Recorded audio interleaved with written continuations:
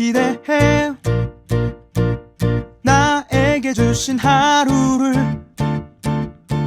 때론 피곤하고 일어나기 싫고 널 깨우는 알람 소리에 짜증도 나겠지만. 안녕하세요. 오늘도 푸른 말씀 임세휘 목사입니다. 반갑습니다. 주무시지 않고 나를 지키셨네. 오늘을 나에게 주셨네.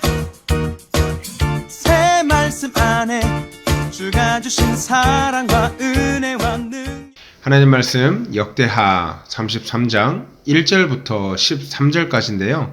우리 시간 관계상 1절부터 7절까지 읽고요. 10절부터 13절까지 발췌해서 읽도록 하겠습니다.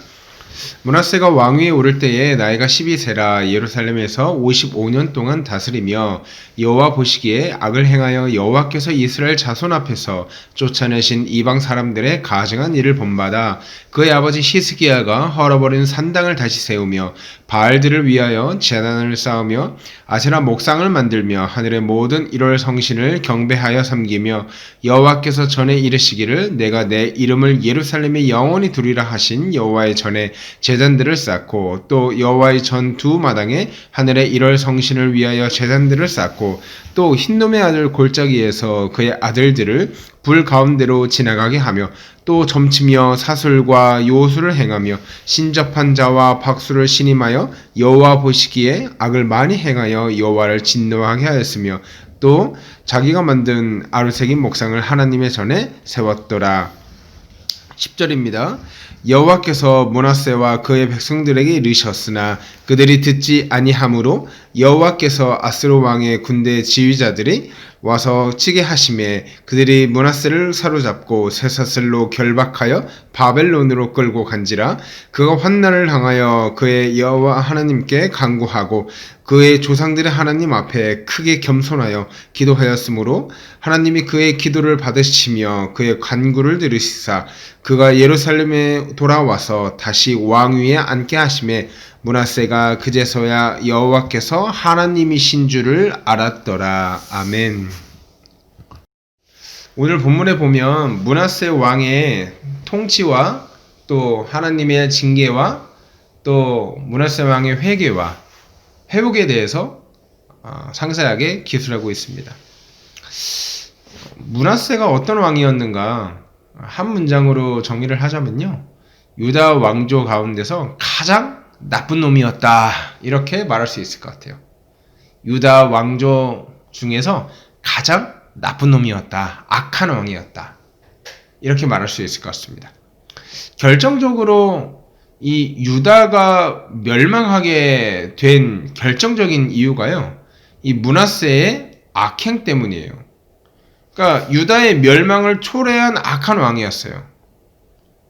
어떻게 악한 일을 했냐면, 그 정도가 어땠냐면 3절부터 쭉 기록되어 있어요.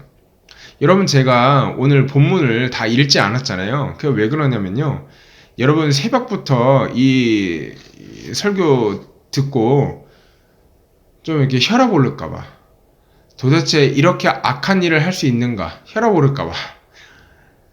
여러분, 어떤 일을 했냐면 3절 보십시오. 히스기야가 헐어버린 산당을 다시 세웠대요.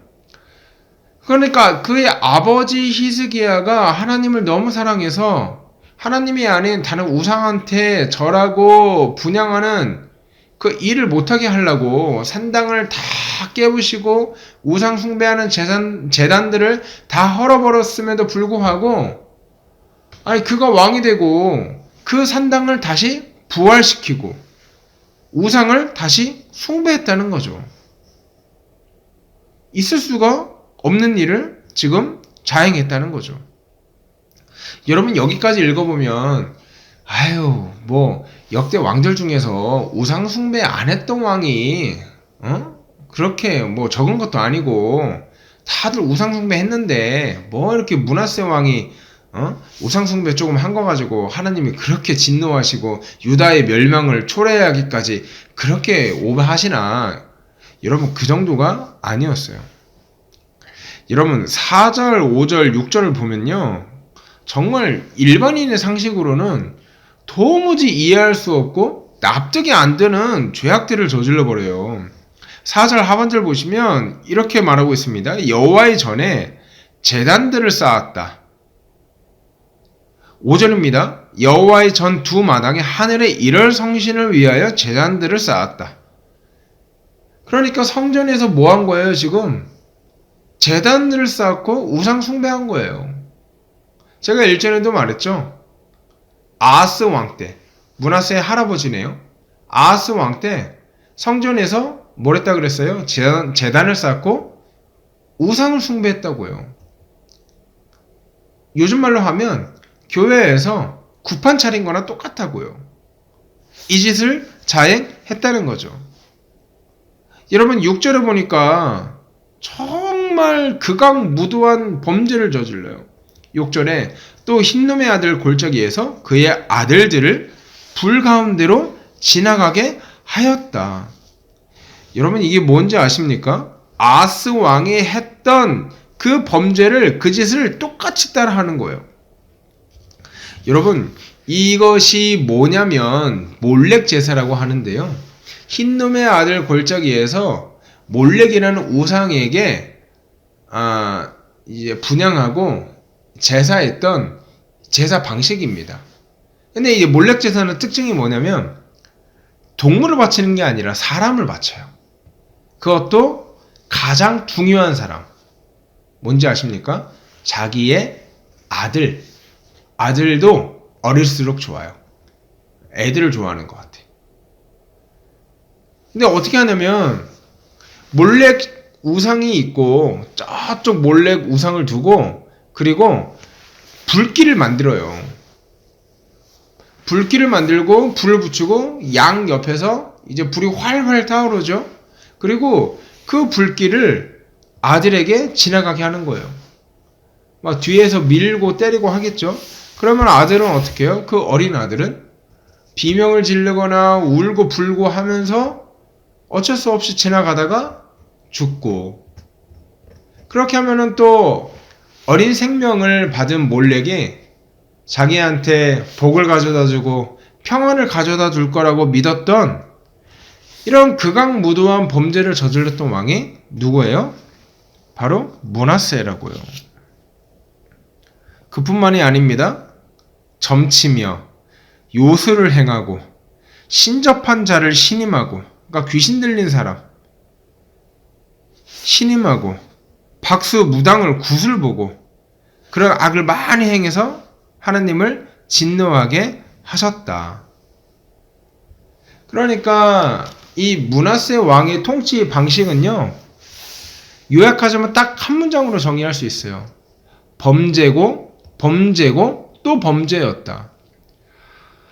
그의 모든 통치 방식이 하나님을 대적하고 하나님을 싫어하고 하나님을 미워하는 그런 통치 방식이었어요. 하나님이 그것을 보고 가만 있을 수가 없지요. 10절에 보면 이렇게 말하고 있습니다. 여호와께서 므낫세와 그의 백성에게 이르셨으나 그들이 듣지 않았다. 듣지 않으니까 어떻게 하냐면 하나님이 아스로 왕을 들어 쓰셔가지고 이 므낫세를 잡고 이 나라를 쑥대밭을 만들고 맙니다. 그리고 11절에 이렇게 말하고 있어요. 므낫세를 사로잡고 새 사슬로 결박하여 바벨론으로 끌고 갔다. 여러분 근데 진짜 중요한 게 뭔지 아십니까? 그렇게 고난을 당하고 그렇게 매를 맞고 나니까 므낫세가 정신을 차리기 시작해요. 12절 보십시오. 그가 환난을 당하여 그의 하나님 여호와께 간구하였다. 그리고 그의 조상들 하나님 앞에 크게 겸손하여 기도하였다 하고 말하고 있어요. 여러분 이거 순서를 잘 보셔야 돼요.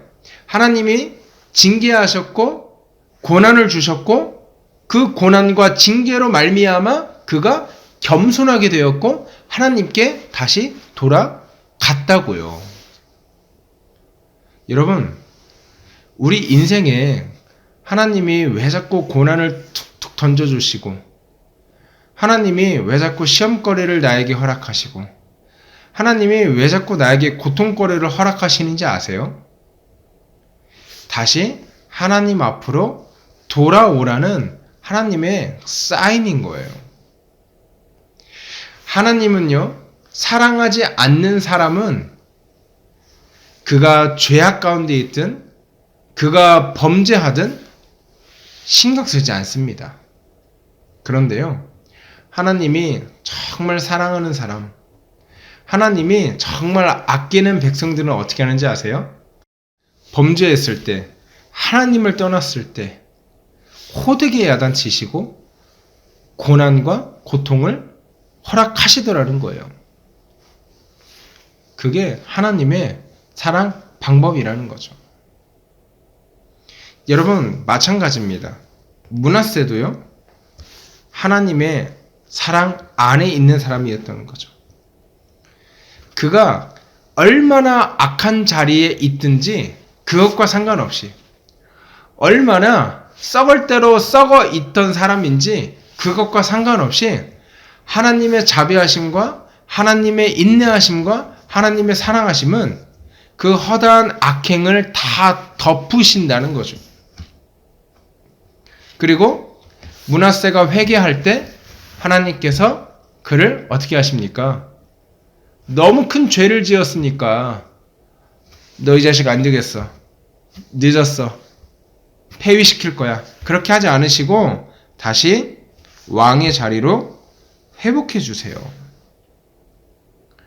가장 악한 왕 므낫세마저 하나님의 자비와 용서의 범위에서 제외되지 않았다는 거죠. 여러분, 우리는 신앙생활을 하면서 바로 이 점을 잘 기억해야 할 것 같아요. 우리 때때로 이런 생각하잖아요. 아, 내가 이렇게 큰 죄를 지었는데 하나님께서 날 용서해 주실까? 아, 내가 여기까지 넘어졌는데, 여기까지 자빠졌는데, 여기까지 하나님을 밀어내고 여기까지 도망쳐 왔는데 다시 하나님께 돌아가면 하나님께서 날 받아주실까? 또는 반복되는 죄 가운데 나도 나를 신뢰하지 못할 정도로 자꾸 무너져버리는 내 모습을 바라보면서 이제 회개하기도 민망할 정도가 돼가지고 다시 한번 회개하고 하나님께 잘못했다고 용서를 구하고 싶은데 또 용서를 구하기에 면목이 없고 또 양심의 가책이 느껴가지고 하나님께 돌아가지 못하는 분들 혹시나 계신다면, 여러분, 므낫세의 이런 악행마저도 덮어주시고 회개했을 때 용서해 주시는 하나님의 자비와 하나님의 사랑하심을 의지하는 여러분 되었으면 좋겠어요. 므낫세 왕의 범죄와 하나님의 자비가 대조되는 것을 통해서 우리에게 성경이 말하고자 하는 메시지는 이겁니다.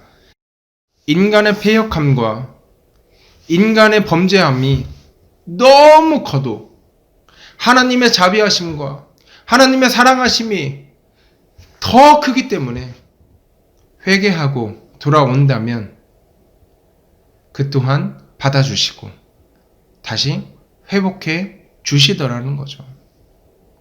사랑하는 여러분, 너무나 멀리 떠나 있어서 하나님께 차마 돌아가지 못한 성도들 이 자리에 계신다면, 또는 나조차를 용서하지 못한 그런 부끄러운 범죄를 지어서 하나님께 용서해달라고 말하기조차 민망한 분들 혹시 계시다면, 므낫세 왕의 범죄 또한 넉넉히 품으시고 용서해 주셨던 하나님의 사랑하심과 자비하심 의지하여 다시 회개하며 하나님 앞으로 나아가는 여러분 되었으면 좋겠어요.